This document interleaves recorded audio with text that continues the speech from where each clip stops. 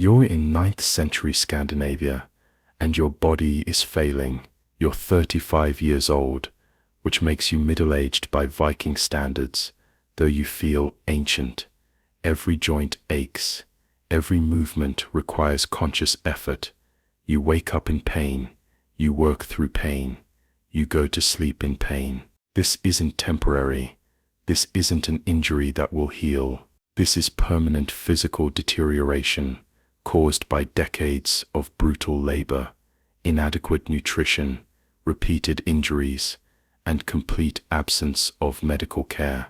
Your body is breaking down, and you know you probably won't live to see 45. Most people don't. Let's start with your spine. You've been doing heavy manual labor since you were 7 years old, lifting, carrying, bending, twisting, all day every day for nearly 30 years. Your spine was never designed for this. The vertebrae are compressed. The discs between vertebrae are deteriorated. You have what modern medicine would call severe degenerative disc disease and osteoarthritis of the spine. You don't know these terms. You just know that your back hurts constantly, that certain movements cause shooting pain down your legs, that you can't stand up straight anymore, that your posture is permanently bent forward. The pain in your lower back is especially bad. It radiates down your right leg, making that leg weak and partially numb.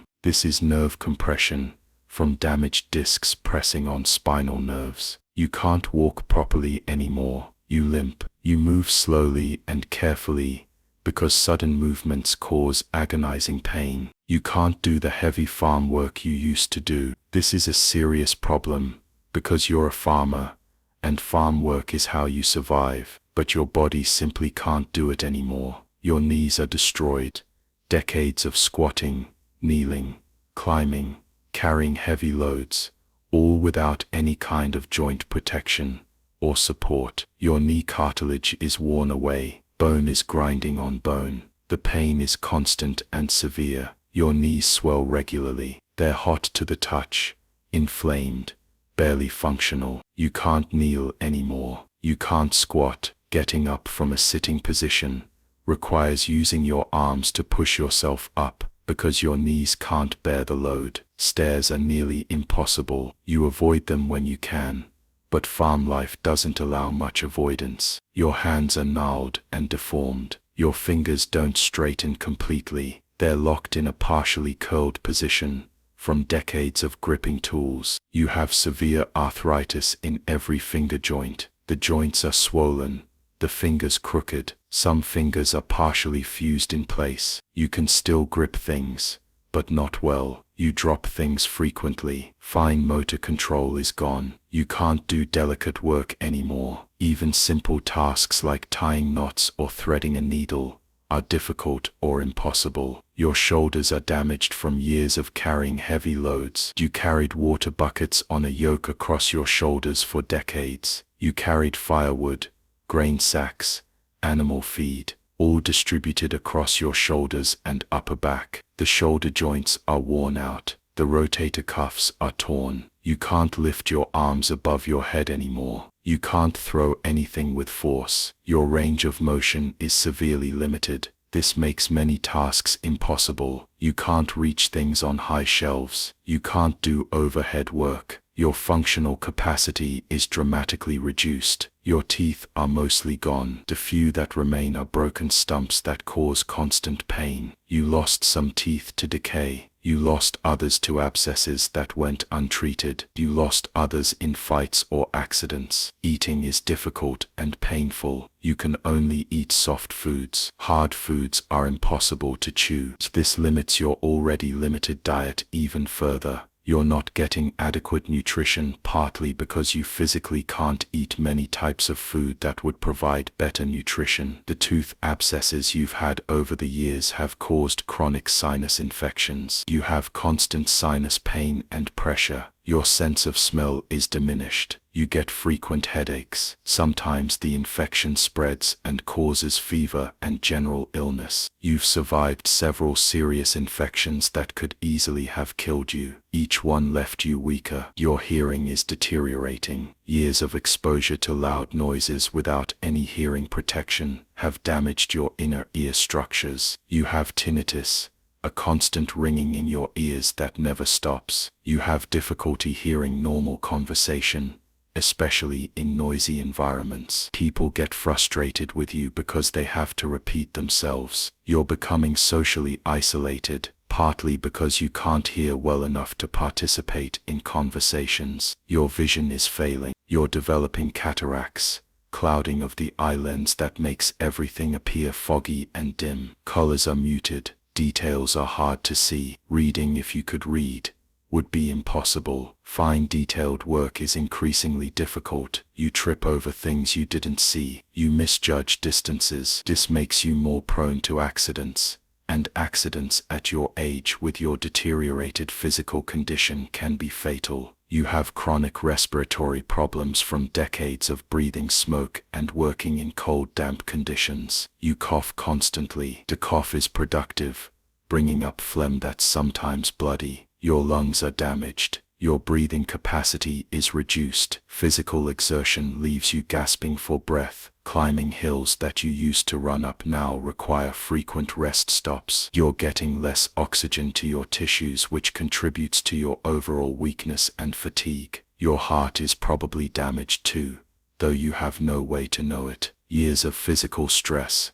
poor nutrition, and repeated infections have taken their toll on your cardiovascular system. You get chest pains sometimes. Your heart beats irregularly. You feel dizzy when you stand up too quickly. These are signs of cardiovascular disease, but in 9th century Scandinavia, they're just accepted as normal parts of aging. Your digestive system is a mess. You have chronic stomach pain. You have frequent diarrhea, alternating with constipation. You have intestinal parasites that you've had for years and will have for the rest of your life. These parasites cause malnutrition, anemia, and general weakness. You have what's probably inflammatory bowel disease from years of poor diet and chronic low-grade infections. Every meal is followed by discomfort or pain. Your liver is probably damaged from years of drinking ale and mead that was often contaminated with mold and bacteria. Your kidneys are probably damaged from chronic dehydration and repeated infections. Your body's major organs are failing,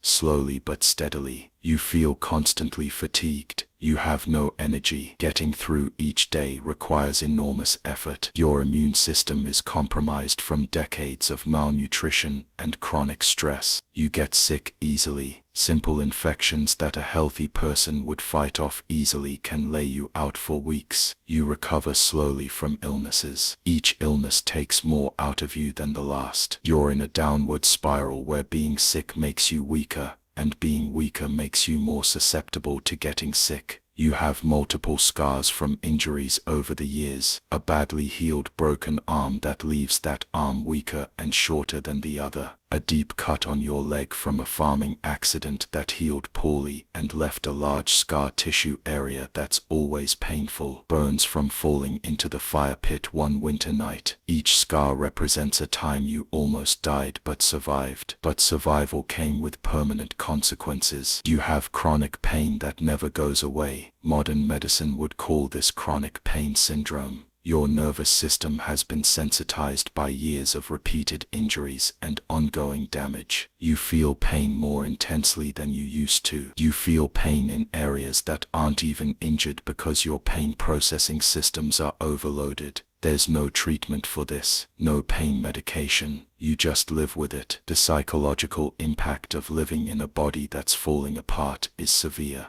You're depressed. You have no hope for improvement. You know you're only going to get worse. You know you're approaching the end of your productive years. And in Viking society, when you can't work, your value to the community plummets. You're worried about becoming a burden. You're worried about starving because you can't work. You're worried about being abandoned or killed when you become too weak to contribute. Your sleep is terrible. The pain keeps you awake. When you do sleep, you don't sleep deeply because your body can't get comfortable. You wake up frequently. You never feel rested. The chronic sleep deprivation makes everything worse. Your pain is worse. Your mood is worse. Your cognitive function is worse. You're in a cycle where pain prevents sleep and lack of sleep increases pain. Your sexual function is gone. This might seem trivial compared to your other problems, but it's another marker of physical decline. Years of malnutrition, chronic stress, and general poor health have destroyed your hormonal system. This affects not just sexual function but overall vitality, muscle mass, bone density, and mood. You're experiencing what modern medicine would call premature aging. You're 35, but your body is functioning like someone's 70. You look at younger people and remember when you had that energy, that strength, that resilience. It seems impossible that you were ever like that. The change happened gradually, year by year, injury by injury, illness by illness. There was no single moment when you became old. It was a slow accumulation of damage that eventually reached critical mass. Now you're broken, and there's no fixing it. You see elderly people in the community and understand that most of them won't live much longer. They're in their 50s or 60s, ancient by Viking standards. They're barely mobile. They're clearly suffering. They're completely dependent on family members for care. You're heading toward that same fate in just a few years. If you're lucky enough to live that long, many people your age are already dead. The leading causes of death for middle-aged people in Viking society are infections, injuries that become infected, complications from chronic diseases, and simply giving up. People reach a point where the pain and suffering aren't worth enduring anymore, where they stop eating, stop trying, stop fighting. It's not suicide in the modern sense. It's just accepting death as a relief from misery. You've thought about death frequently. You're not afraid of death itself. You're afraid of the process of dying, which you know will probably be slow and painful. You're afraid of leaving your family vulnerable. You're afraid that your life will have meant nothing, that you'll be forgotten within a generation. These aren't unusual thoughts. Everyone in this society thinks about death constantly because death is always close. Your remaining family members are worried about you. They see your physical decline. They know what it means. They're already thinking about life after you're gone. This isn't cold or cruel. This is practical reality. In a society where survival requires constant planning and adaptation, when you die, your widow will need to remarry quickly or find protection from another family. Your children will need to figure out how to work the land without you. Life will go on without you. You think about what you might have accomplished in a different time, a different place, with access to medical care, adequate nutrition, safer working conditions. But those thoughts are pointless. You were born in 9th century Scandinavia. You lived the only life available to you. You did the best you could with what you had, and now your body is broken at 35, and you'll probably be dead before 40. The specific medical conditions you have would all be treatable or preventable in modern times. Your back pain could be managed with physical therapy, anti-inflammatory medications, possibly surgery. Your arthritis could be treated with medications that reduce inflammation and slow joint destruction. Your infections could be cured with antibiotics. Your nutritional deficiencies could be corrected with proper diet and supplements. Your vision could be restored with cataract surgery. Your dental problems could be prevented with basic oral hygiene and treated with modern dentistry. But none of that exists in your world. You have medieval problems with no medieval solutions. The younger generation looks at you and sees their own future. They're already developing the same problems you have. The 15-year-olds have joint pain from years of heavy labor. The 20-year-olds are losing teeth. The 25-year-olds have chronic injuries that aren't healing properly. Everyone is on the same trajectory toward physical breakdown. Some people get there faster. Some people last a bit longer, but everyone ends up in the same place eventually. There's a social stigma around being unable to work. In a society where everyone must contribute to survive, Someone who can't work is a burden. You feel this stigma acutely. You try to hide your limitation. You push yourself beyond what your body can handle, because you don't want to be seen as useless. This makes your conditions worse. You're trapped between the physical reality of your failing body and the social pressure to remain productive. Women often decline even faster than men, because they have the added burden of repeated pregnancies and childbirths on top of all the other physical stresses. A woman who has had 6 or 7 pregnancies by age 35 is often completely broken down, torn pelvic floor muscles that never healed properly, permanent damage from difficult deliveries, chronic pain from injuries that occurred during childbirth.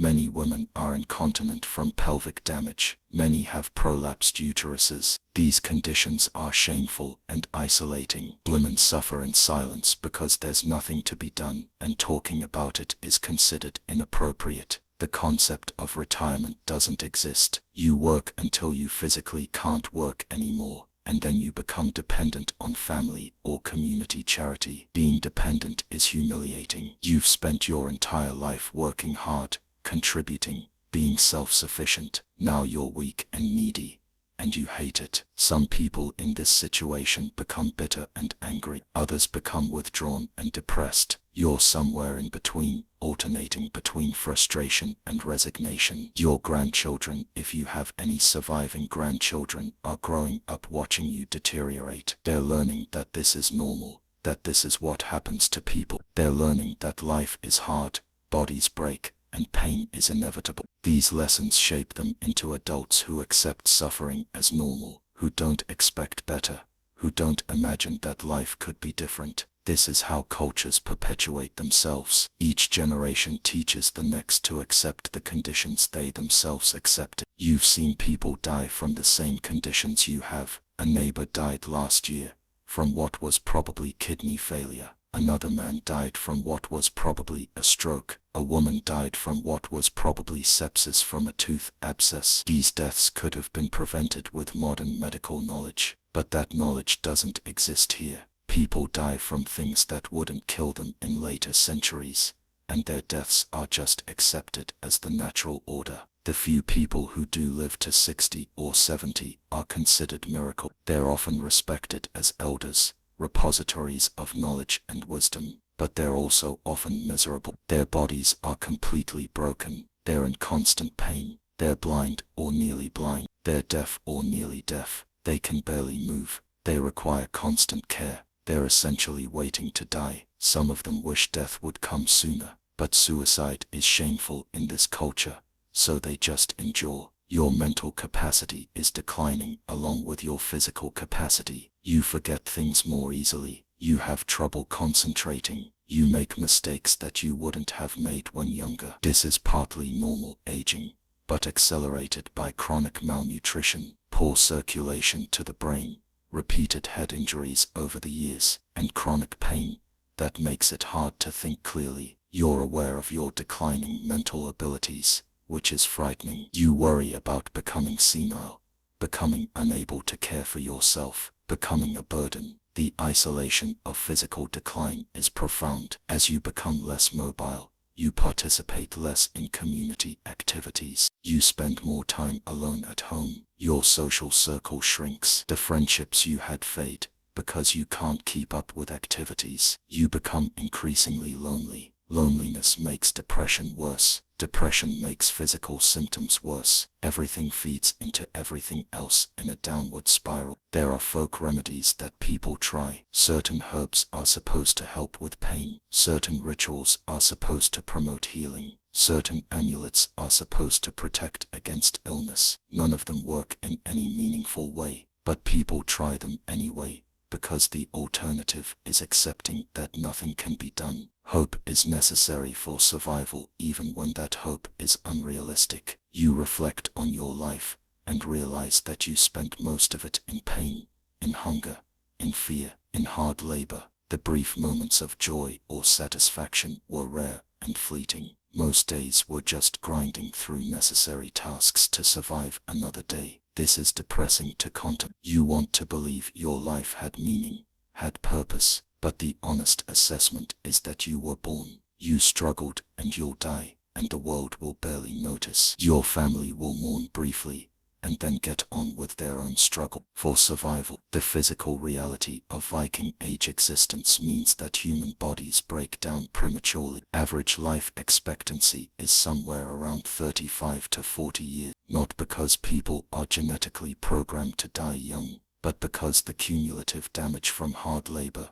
poor nutrition, inadequate medical care, and repeated injuries kills people before they reach what should be middle age. In a modern context with modern conditions, most of these people could live to 70 or 80, but in 9th century Scandinavia, they're dead at 40. You're approaching that age now. You're 35 and you can feel death approaching. Your body is sending clear signals that it's failing. You're getting weaker. You're in more pain. You're developing new symptoms. You know you don't have many years left. Maybe 5 if you're lucky. Maybe less if you're not. You try to make peace with this reality. You try to prepare your family for life without you. You try to accomplish whatever final tasks you can still manage. And you wait for the end, hoping it comes quickly when it comes, hoping you don't linger in agony for months or years. This is life in Viking Age Scandinavia. Your body breaks before 40, and then you die.